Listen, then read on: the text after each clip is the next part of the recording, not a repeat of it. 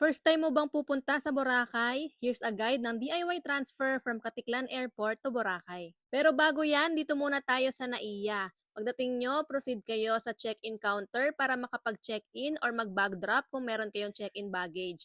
Pero kung nakapag-online check-in na kayo at wala naman kayong ida-drop na baggage, proceed na kayo sa domestic departure area para sa security check. Paglabas nyo dyan, punta na kayo sa boarding gate nyo and wait for your flight.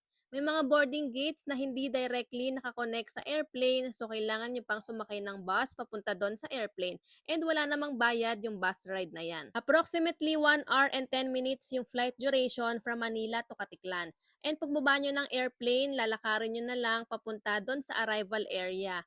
Makikita nyo agad pagpasok yung baggage claim area, dyan nyo kukunin yung check-in baggage nyo. Pero kung wala naman, diretso na kayo sa exit, sundan nyo lang yung daan na yan kasi wala namang ibang daan, yan lang talaga yung way palabas. Once nakalabas na kayo, tawid lang kayo papunta dito sa mga counters na yan, and then kaliwa kayo hanggang sa makita nyo tong covered pathway na yan papunta sa ticket counter para sa tricycle na papuntang Katiklan Jetty Port. 75 pesos each ang pamasahe and wala pang bayad yung anak namin na 5 years old. Mabilis lang yung biyahe, mga around 5 minutes lang nakarating na kami sa Katiklan Jetty Port. Pagpasok, meron ng security check and makikita nyo agad yung mga ticket counter kung saan kayo magbabayad ng terminal fee na 150 pesos each, environmental fee na 150 pesos each, at boat fee na 50 pesos each. Or pwede nyo na yan bayaran online through Boracay Let's Go or iPass, may service fee nga lang. Bibigyan nila kayo ng boat number and once ready for boarding na, punta na kayo sa assigned boat and seat number nyo.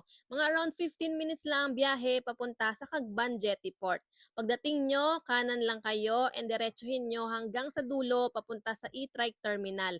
Diyan na kayo sasakay ng e-trike na papunta sa hotel nyo. Ayun lang, sana nakatulong ang video na to. And kung gusto nyo na makatipid sa mga hotels and activities nyo, gamitin nyo tong mga promo codes namin to get exclusive discounts.